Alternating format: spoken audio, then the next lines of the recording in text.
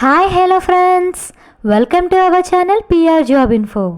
మన ఛానల్లో రోజు అప్డేటెడ్ నోటిఫికేషన్ యొక్క కంప్లీట్ డీటెయిల్స్ని అయితే చెప్పడం జరుగుతుంది ఫ్రెండ్స్.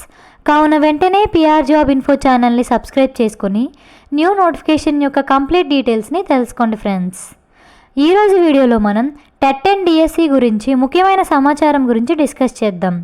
అప్రెంటిస్ విధానం రద్దు చేస్తున్నట్లు ఇన్ఫర్మేషన్ అయితే రావడం జరిగింది ఫ్రెండ్స్. ఇప్పుడు డిఎస్సి నోటిఫికేషన్ రావడం జరిగింది కదా, ఇందులో కొన్ని కొత్త రూల్స్ అయితే రావడం జరిగింది. మన విద్యాశాఖ మంత్రి అయిన నారా లోకేష్ గారు ప్రజాగలం యాత్రలో ఒక మాట ఇవ్వడం అయితే జరిగింది ఫ్రెండ్స్. మన డిఎస్సి ఆస్పిరెంట్స్ చాలామంది ఏమన్నారంటే, మీరు అధికారంలోకి వస్తే మాకు ఉన్న అప్రెంటిషిప్ విధానాన్ని రద్దు చేస్తారా అని కోరగా ఆయన రద్దు చేస్తానని మాట ఇవ్వడం అయితే జరిగింది ఫ్రెండ్స్. మెగా డిఎస్సి రిలీజ్ చేసిన వెంటనే అప్రెంటిషిప్ రద్దు చేస్తానని చెప్పి అప్రెంటిషిప్ రద్దు చేయడం జరిగింది ఫ్రెండ్స్.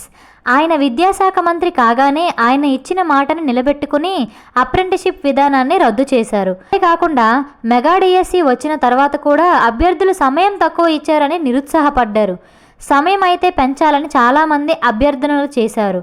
వారి అభ్యర్థనని విని అర్థం చేసుకున్న మన విద్యాశాఖ మంత్రి గారు టెట్కి డిఎస్సికి 90 రోజుల సమయాన్ని అయితే పెంచడం జరిగింది ఫ్రెండ్స్. దీనివల్ల కొత్తగా బీఈడి డిఈడి పూర్తి చేసిన అభ్యర్థులకు కూడా మెగా డిఎస్సికి హాజరయ్యే అవకాశం లభిస్తుంది. అయితే టెట్ అండ్ డిఎస్సి నిర్వహణకు కొత్త తేదీలను ప్రభుత్వం త్వరలోనే ప్రకటించనుంది. గత ప్రభుత్వం అమల్లోకి తీసుకొచ్చేందుకు ప్రయత్నించిన అప్రెంటిస్ విధానాన్ని రద్దు చేయాలని కూటమి సర్కార్ మరో కీలక నిర్ణయం తీసుకుంది.